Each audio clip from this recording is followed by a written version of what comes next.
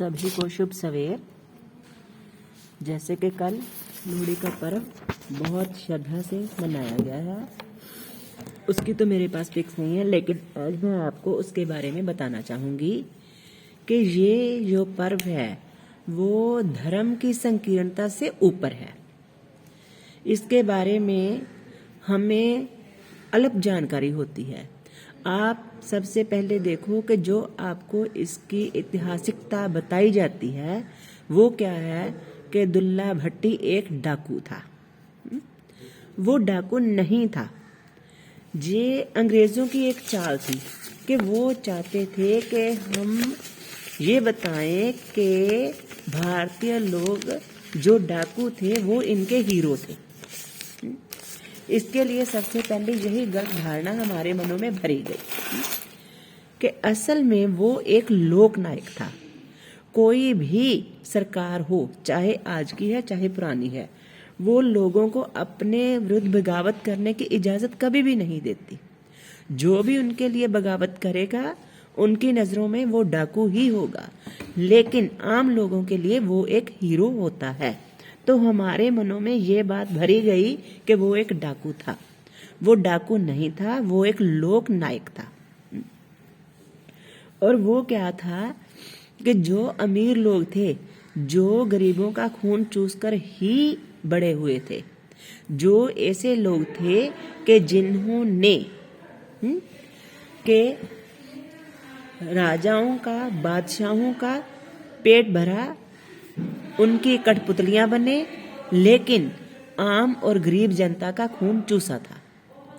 वो उन अमीरों को लूट लेता था। उसकी प्रॉपर एक फौज थी। आज भी पाकिस्तान में उसकी कब्र पर लोग जाते हैं। उसका पूरा नाम अब्दुल्ला था। भट्टी राजपूत उसकी कास्ट थी। जो राजपूत है उनकी एक सब कास्ट है, वो मुसलमान था, लेकिन गरीबों का बहुत हमदर्द था। गरीब उसके लिए गरीब था, चाहे वो किसी भी जाति का हो, किसी भी धर्म का हो, गरीब एक गरीब ही होता है। जरूरी नहीं कि स्वर्ण जाति का इंसान गरीब नहीं हो सकता, वो शायद ज्यादा भी गरीब हो सकते हैं। तो वैसे ही एक गरीब इंसान की जो बेटियां थी, जिस इंसान ने उनके लिए सभी कुछ जोड़ा हुआ था, हमारे लिए जो बनाए थे गरीब ब्राह्मण जानबूझकर साथ में लगाया जाता है, क्योंकि गरीब तो कोई भी हो सकता है।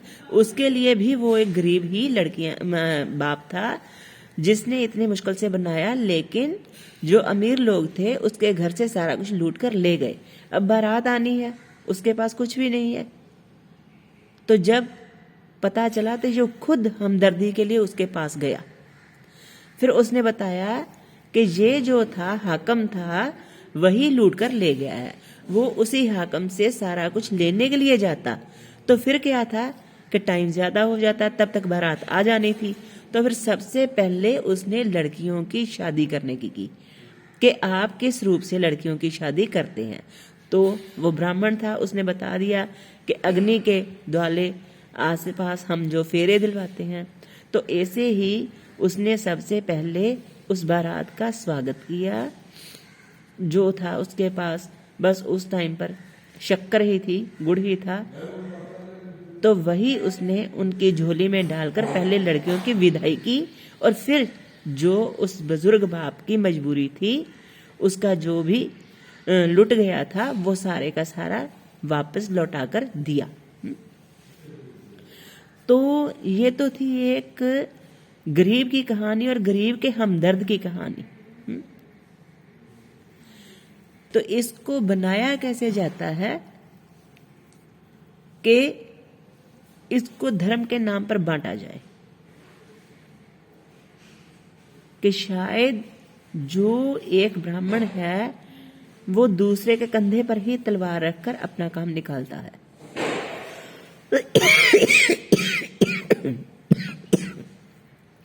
तो ऐसी धारणाएं हमारे मन में भरी गई। तो क्योंकि अग्नि के द्वाले, अग्नि के इर्द गिर्द उसके फेरे हुए थे, तो इस कारण आज भी अग्नि ही जलाई जाती है। उसका वो ये एक रूप है।